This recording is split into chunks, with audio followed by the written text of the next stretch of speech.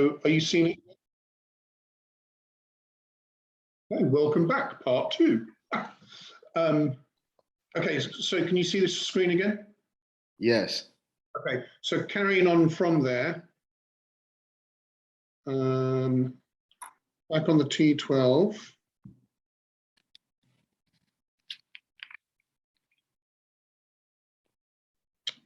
trying to move my, there we go. Okay, so we just put in the admin fees. And if you remember, we'd added a couple of the other fees in other line items. That's the admin. And then we've taken away the $666 here, which was the legal, okay, to balance it out. And then they've got marketing fees or marketing/advertising of 3,680. And so they don't, by the looks of it, have, because that's the end of it, so they don't have contract services. So if we go back into total maintenance and repairs,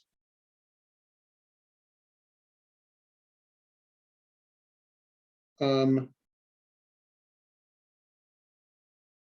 going to do minus 5111, actually 5112, and minus the grounds maintenance 9728, plumbing, cleaning, HVAC, screens, materials, painting, supplies, electrical. So everything else would be maintenance and repairs. So that's maintenance and repairs, and in contract services, we're going to put what we just took out, which was 9728 plus 5112. So they don't, by the looks of it, they don't have any separated line items for turnover costs. We all know what turnover costs are for when we replace units or do painting and decorating and what have you to freshen up the units before new tenants come in. So in theory, their operating expenses are 356,199, and we have got, so we'll take out that. We're at 402, so we've gone too high somewhere. That's where. 356,199. Perfect. Look at that. Okay. So what we can see from this now is that they've got a gross income on the property per year, or for last year, of 758,000, and they've got operating expenses of 356, which gives us a 46% or almost 47% expense ratio. That leaves us with an NOI of 402,393. So do you remember how we didn't know the number here, the strike price? Right. Okay, so how, from this point, if we don't know what the strike price is, how can we possibly determine what it may be?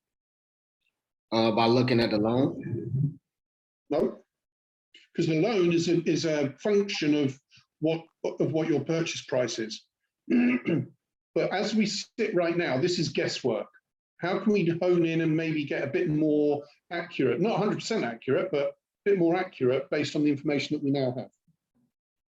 By multiplying that number, that 402 operating income. Multiplying it by what? I say about 15, 20 years. Why are you pulling that number? You say why I'm pulling that number?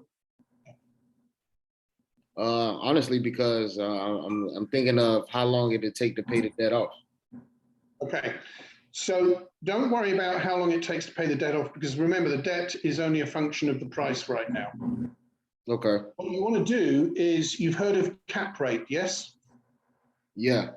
Okay, so what we need to do, and I don't know that we've got the information, immediate information to hand, because we need to find out what the market or the area cap rate is. Okay. No. Can I type that in Google real fast? Shoot, yeah.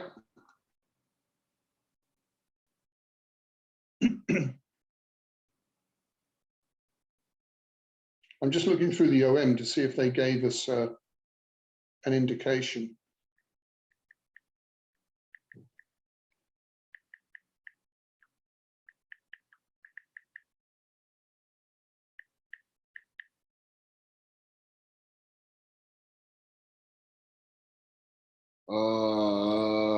I have a few here.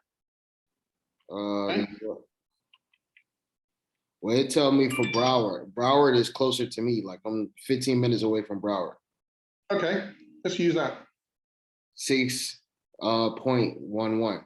611.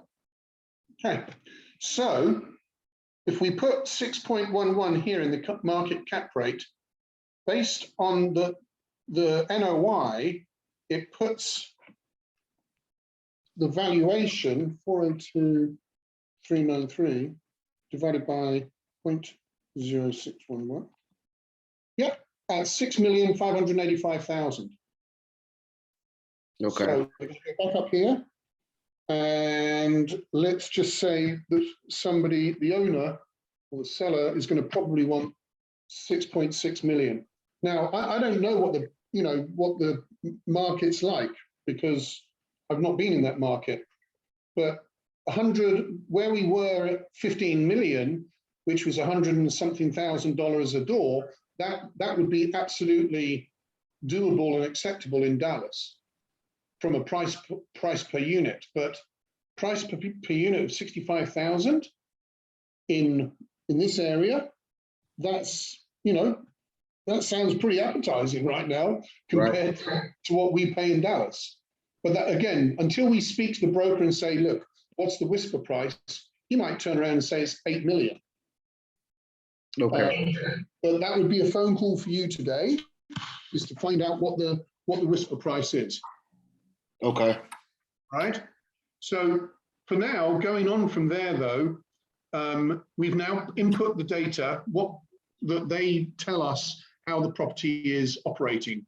Your job now is to formulate a game plan for yourselves as to how, you go through the numbers, you verify them based on your knowledge and expertise, or you go to people or the market or providers to verify all these numbers. So what you do is now you'd go to your insurance guy, give him the address, he'll want the T12 and the rent roll. They'll do a quick overview of the property, and they'll come back to you and they'll say, insurance on this property is maybe 42,000, because just because they're paying 36 doesn't mean to say that they're getting sufficient coverage or the right coverage. They may be in a flood zone that they're not getting flood insurance for. One property I looked at earlier this year in Dallas, they didn't have any insurance at all. And I mean, no insurance. So you can't just accept these numbers, and your job is to not accept them and to dig deep and ensure how, to verify them. And if they are changing, if they do differ, then that's what starts to build your business plan. Okay. All right. So as you can see, whatever you've put in here maps to any of these other columns. Okay. So for the moment, all of this information is going to be the same.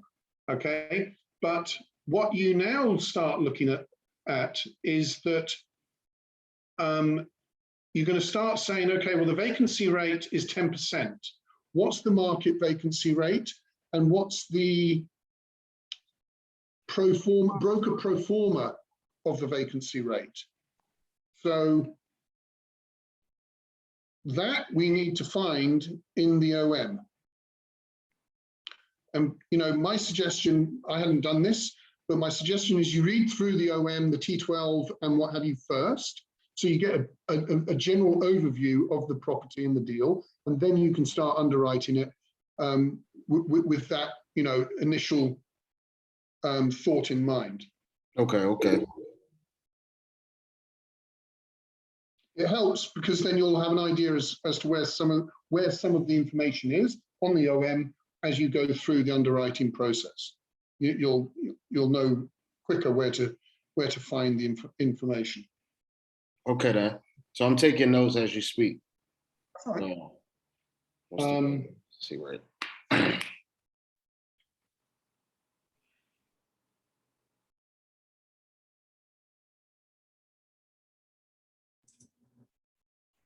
Okay, so on 52, we've got the operating statement.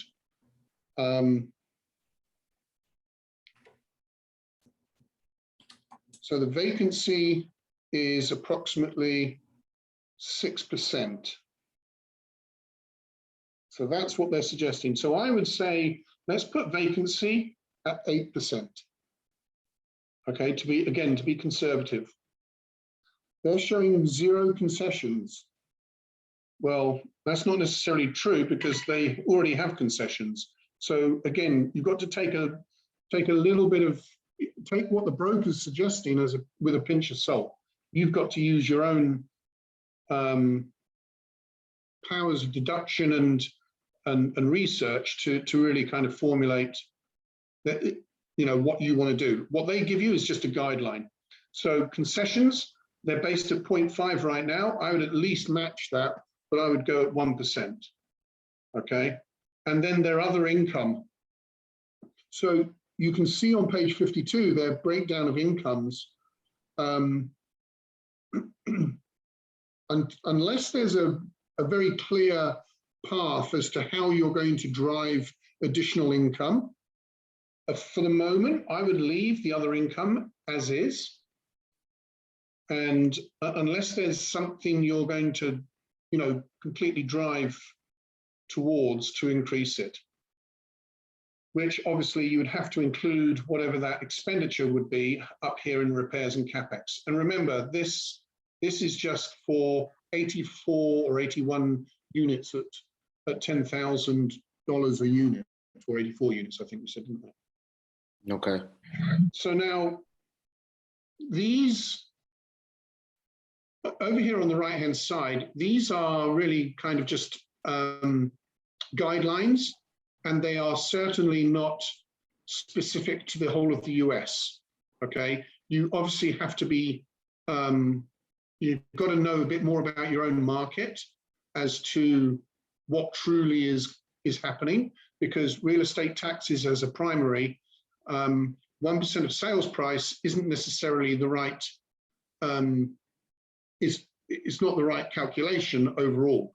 Okay, certainly in Dallas, that does not hold true. So from a real estate expense point of view, you need to know what the millage rate, i.e. the tax rate in that particular area or city is. Okay, so that would be another, unless it shows you here. So it doesn't show what the millage rate is, but they're suggesting that 70,000 is going to be the real estate taxes. So I don't see how they think it's going to go down. So do you want me to call a tax assessor to figure out that number? Yeah. So they're saying,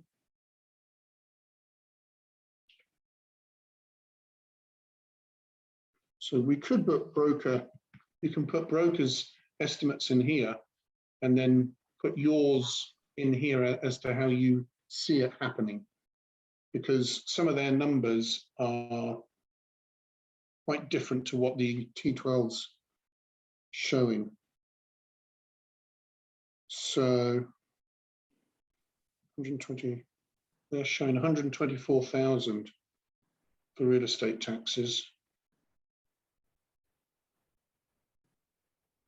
They're showing 47,975 for insurance.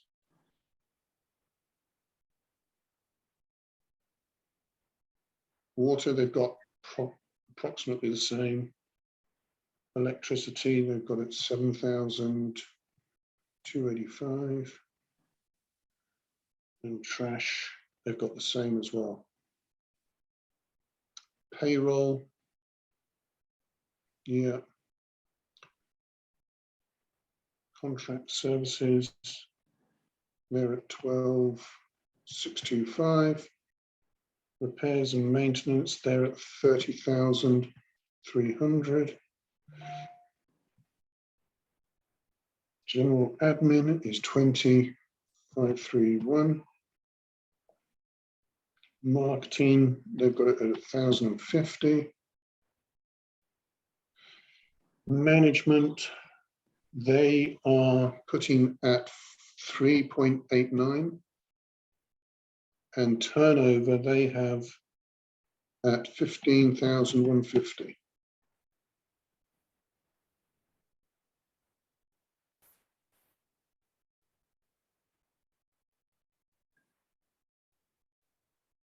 They are estimating 68,521 for other income.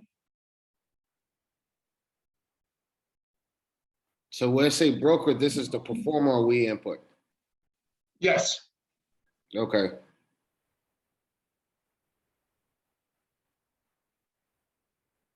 So what they're putting in is 1,166,438.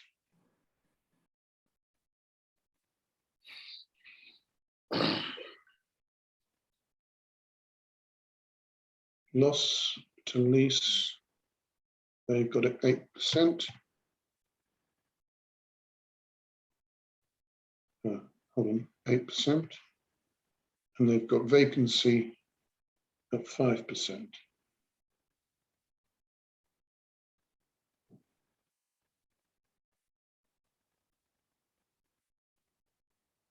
They've got bad debt.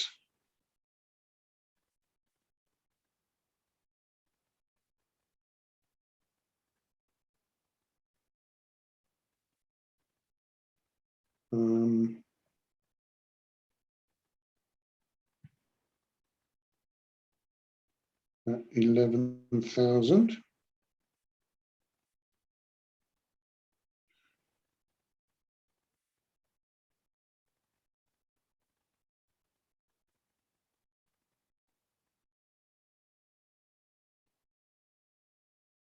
But actually, we'll leave that. 1,000,091. 61. So we've got that at total vacancy at 6%.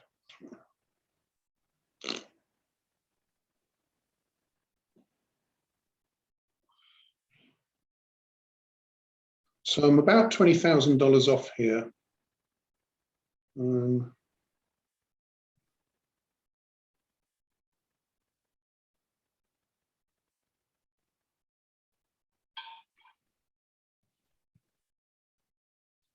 Okay, that's pretty darn close as to what the broker's suggesting.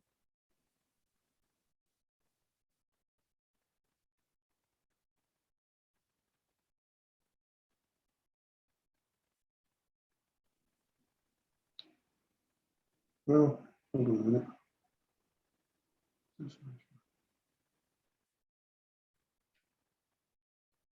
Oh.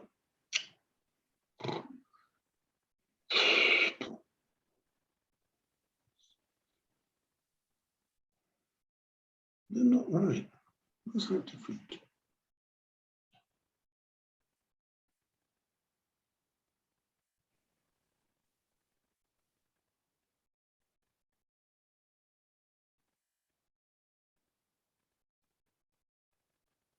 You said vacancy at 6%. Yeah, no, I mean, that's fairly close now to what they're suggesting, Okay. which, it puts that down to 38%, which, to me, I think that's a bit low in terms of expenses. Well, so their expenses are at 478.41. Oh, because they've got reserves in there as well. 25,250. Okay, yeah, that's $1,000. Charlie, let me ask this question. The capital reserves is basically like a holding tank of funds, correct? Correct, yeah. It's your slush fund for a rainy day. Okay, got it. All right, and you take a piece of that. It's again over here. It says about 250 per unit per year. So that you've got, you know, if for some, like a boiler gives out and you need to replace the boiler, because you didn't apply or expect it to happen and didn't therefore budget for it in your capex, you've got some money, because I don't know, depending on the size of the property or whatever the damage is, whether 25,000 would be sufficient. But it gives you something to start with to make those repairs if need be. Okay, that makes sense.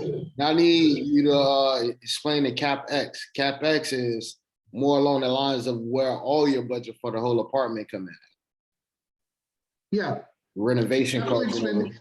CapEx is more, I think the easiest way to describe it would be known expenses that you are going to spend on. Okay. So if you're going to do the rehab and upgrades to the units, you know you're going to put in new lights, new faucets, new countertops, and new appliances. You know that's all going to cost you $10,000, and you know you're going to do it to 84 units over a given period of time. So you need the money to do that, and part of the business plan is finding out how much money you need. In this case, on the surface right now, 840,000. Okay. So that becomes part of the money raise from the investors, you know, overall. Okay, that's CapEx. Okay. Whether that actually gets financed by the loan or financed by investor capital is a different matter. But ultimately, you know, if you're going to buy a property for $6 million, you're going to spend $1 million on it. Ultimately, you need to be able to raise or combination of debt and equity of the 7 million. Okay.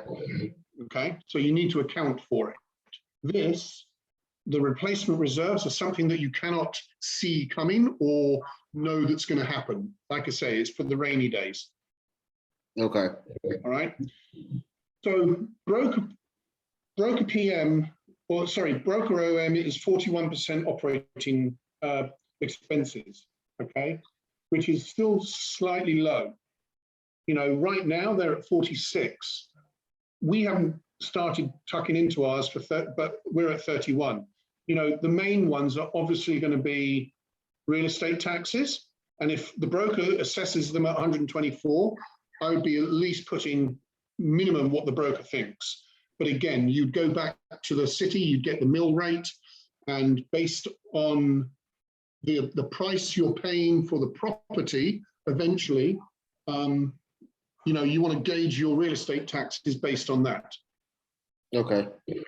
Management fee, they're at 3.89. They're currently at 4. For that size property, you're probably going to be paying somewhere between 3 to 4%, depending on, you know, the relationship you may or may not have with that management company. If you've done business with them before, strong chance you'll probably be able to get them down to 3.5. But again, from a conservative point of view, you want to put in 4 to see where that goes. 100,000, again, you know, always you can use these as reference, and by all means update these as to where you go, so it's easier to you know, to look at. But generally speaking, now I'd run at around $1,200 minimum per unit per year. And if it's a class A with a lot more amenities and a higher grade of management, then you could be running up to about $1,500 a month, or sorry, $1,500 multiplied by the number of units per year. So okay, we're probably going to be running, you know, wages are not going anywhere apart from up. So the more it's going to cost us to employ people, that's what's going to hurt us. So I think it's going to be, you know, there you go. Well, no, it's changed. So you've got to be careful, I guess. If you change here without changing the formula here, this will automatically change itself because of the formula up here. So I guess if you want to put the broker's assessment in, you're probably better off putting the broker's assessment here and then putting your assessment here. Got that. Okay. Turnover, they're estimating 15,150, so minimally I'd be putting that in. Trash the same, legal, I'd be putting in 1,000. I know the brokers reduced the advertising. I would leave it as is, as to what it's already at. You know, if you don't end up spending that money, that's great. Then, you know, you'll refine your processes as, you know, in year 2. Contract services, I would minimally keep them the same, unless there's something really highly strange about the pricing, which means you can go back and renegotiate or find another supplier or service provider. But I don't think, you know, I think they're just trying to show a little bit of, you know, streamlined efficiencies, but minimally I'd keep it at where it's at, unless there's a real reason to reduce it or increase it.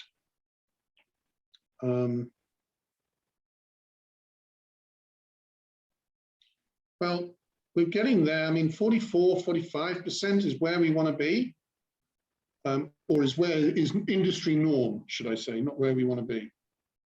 So we can come back to that and refine it a little bit more. Now to kind of put some more depth into it, you're going to start, while you're doing this, or you would go and start talking to your mortgage broker to see what kind of loan terms you'd be able to get. Right now, let's just put in 4.5%. We'll amortize it over 30 years. Remember up here, we elected 24 months of interest only, IO, to begin with, okay? And we said that we're setting it at 6.1, so a cap rate. So by doing what we're doing, if we're right in thinking that the strike price is around 6.6 million, it might be 7, it might be a bit more, we'll see. What we're looking at doing by adding value, by increasing the rents here, is going to ultimately increase the value of the property here. So this difference, 6.5 to 9.5, you've created some serious increase in value. Okay. 3 million. Yeah. I mean, and right now, let's, you know, that's based on us thinking that it's 6.6. Okay. So this is very preliminary at the moment. We've put this in.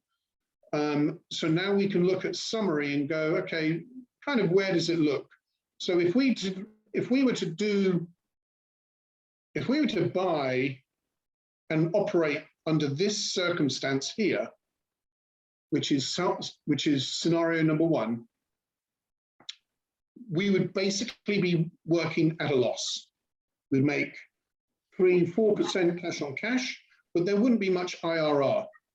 Now, I always forget this, but it's preset at a 5-year sale. Okay. Okay. Again, that comes down to your business plan. If you think that you're going to be in and out of the deal in 3 years, then you can put in 3, and it's going to change the internal rate of returns accordingly. Okay. Okay. If you think you're going to do a refinance in year 2 or 3 after you've done your renovations, then so be it. Then you can put in your refinance here, like 3 years, and with a final sale at 5, and then the model calculates, you know, what that would look like on the back end. Okay. Okay. Going back to the summaries, however, if we used scenario number 3, which is the broker's scenario, again, using this as the strike price, because the strike price is going to change everything. Well, that's a pretty healthy return. That kind of tells me that it's probably not 6.6 million, because those returns, you know, there'd be a lot of competition, let's put it that way. Okay. And if we went to using our numbers are a little bit more conservative, but it still shows a pretty decent return, 10% cash on cash and a 17% plus IRR. This is more in the realm as to what we would expect. Okay. Now we also use this tab here to define some of our buying metrics, i.e., we're going to put 1% down as earnest money. So when we put the offer in and it goes under contract, we'll be having to put in 66,000 as the down pay as the initial earnest money, to show good favor. Right. We'll have to be raising at least 1,320,000. What we actually have to raise, unless we bundle the capex into the loan, we actually, to do this deal, we'll need to get 2.5 million or 2.6, just shy. We'd have to raise. Okay. Okay. Closing costs, we'll go on to that in a moment. Acquisition fee is preset at 2%. For this size property and what have you, I think 2% is about right. If you've got a bit more experience and knowledge and a better track record, you could probably start pushing it to 2.5 to 3. This goes down to show you that your debt service ratio is absolutely fine. Lenders look for a minimum of what, 1.25, 1.3 right now. The member equity, manager equity. So it's preset at an 80-20 split. We should always look at start with 70-30, because you're going to be working to do this, so you want to be paid. Correct. Clearly, what it changes is what the limited partners then receive. So now they're getting an 8.86% cash on cash return year one, which is still a good, healthy return, cash on cash. And they're getting an IRR of 15.4, which is kind of borderline as to where they want to be. So it's still a very doable deal, even at a 70-30 split for them. So now, the next part is the P&L. So whichever scenario you select here, which is these here, maps over to here. Okay, so we're on scenario 2, which is the one what we would end up working off of. We can now build in or start saying, okay, well, the rent escalators are going to go up whatever percentage. And as you've heard recently, rent growth has been double digits in some cities and towns. Depending on what a person's thesis and theory on where those rent growths will continue to go or not, that's what you apply here to your thought process. Now, for our purposes, because I come from a very conservative background, even if the market suggests that in your area or in the area of where this property is, that we could be doing 8% rent growths, that's great to know. Let's stick at 2, because if we can make the numbers work with only a 2% rent growth, then we know that we've got a very, very strong deal, because we can at least be pushing it 5 to 6, maybe 7 to 8, if that's what the market allows for. But if it doesn't, and it's all smoke and mirrors, then at least you are protecting yourself on the downside here. But more importantly, you're protecting your investors, because they're still in a deal that will make sense to them. Okay, we got about 4 minutes left, Charlie. Okay.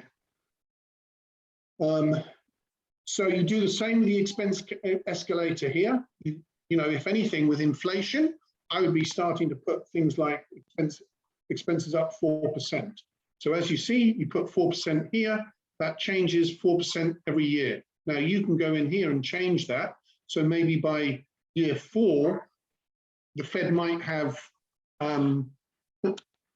inflation under control, and we might be down to 3%.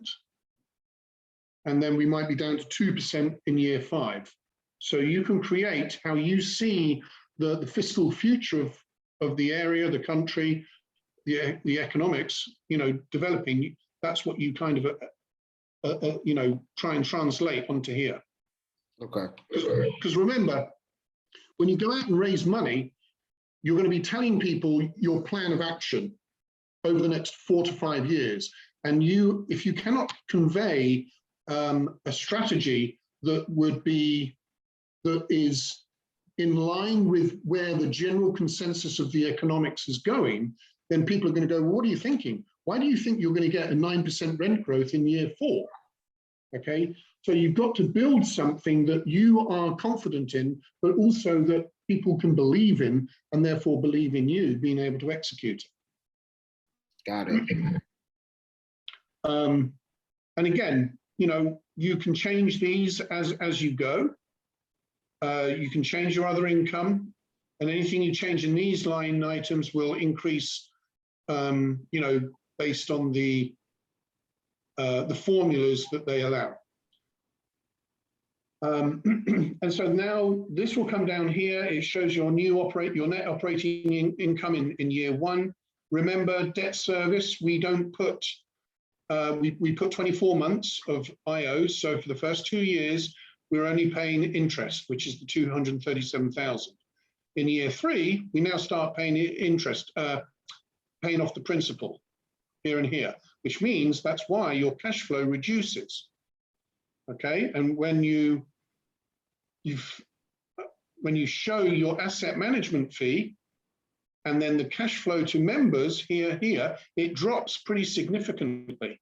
But the beauty of the IRR, or the facility of the IRR, shows over a given period, excuse me, given period of time.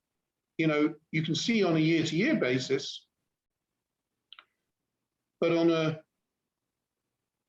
over the life cycle of the deal, it'll show that they go 8.6, 8.8, 8.9, 8.1, and now it starts dropping a bit further. But on the average, that's what they're looking for. On the average, it dropped in cash on cash return because of the debt, correct? Well, that's when it starts changing, yes. Okay. But it also changes here, because up here, I've put, we've got 4%, 4%, and then 3%. So that's why the numbers correlate to what your projections, what you put your projections to. I see. Okay. Okay. And then down here, it's another measure to make sure that your debt coverage on an annual basis is sufficient.